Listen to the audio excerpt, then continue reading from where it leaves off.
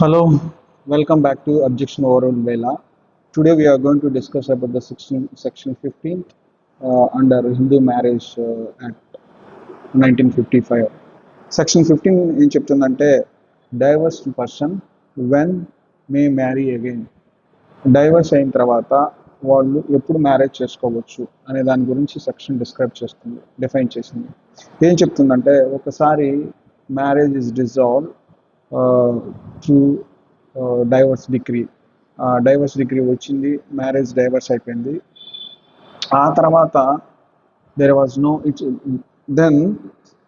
There is no appeal as possible. Appeal చేసుకోవడానికి possible లేదు. రెండో కండిషన్ ఏంటంటే అపీల్ చేసుకోవడానికి టైం ఏదైతే ఉందో ఆ టైం ఎక్స్పైర్ అవ్వడం కానీ, లేకపోతే అపీల్ చేశారు ఆ డిగ్రీ మీద, ఆ డైవర్స్ మీద, బట్ ఇట్ వాజ్ డిస్మిస్డ్. ఆ అప్పీల్ ఏమీ పెండింగ్ లేదు, అప్పీల్ అంతా అయిపోయింది అన్న తర్వాత రీమ్యారేజ్ చేసుకుంటే వ్యాలిడ్ అవుతుంది. అప్పీల్ పెండింగ్లో ఉన్నప్పుడు రీమ్యారేజ్ అయితే మళ్ళీ మ్యారేజ్ చేసుకుంటే అది ఇన్వాలిడ్గా కన్సిడర్ చేస్తుంది. Okay, this is the section 15th. There is a important case law also under section 15th, Lata Kamath versus villas.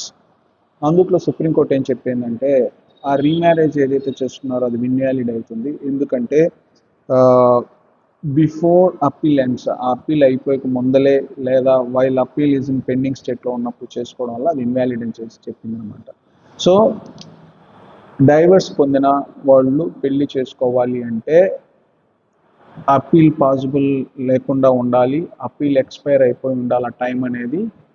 మూడోది, అప్పీల్ ఒకవేళ చేసుకుని ఉంటే అది డిస్మిస్ చేయాలి. For example, A and B divorce అయింది, January 1st డైవర్స్ అయింది అనుకోండి.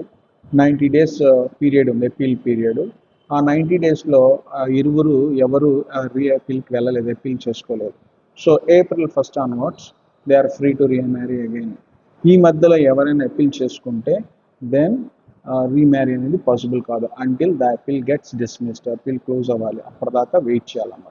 ఇది సెక్షన్ 15 చెప్తుంది. అంటే డైవర్స్ అయిపోయిన తర్వాత వాళ్ళు ఎప్పుడు పెళ్లి చేసుకోవడానికి అర్హులు. Thank you so much for watching our videos in our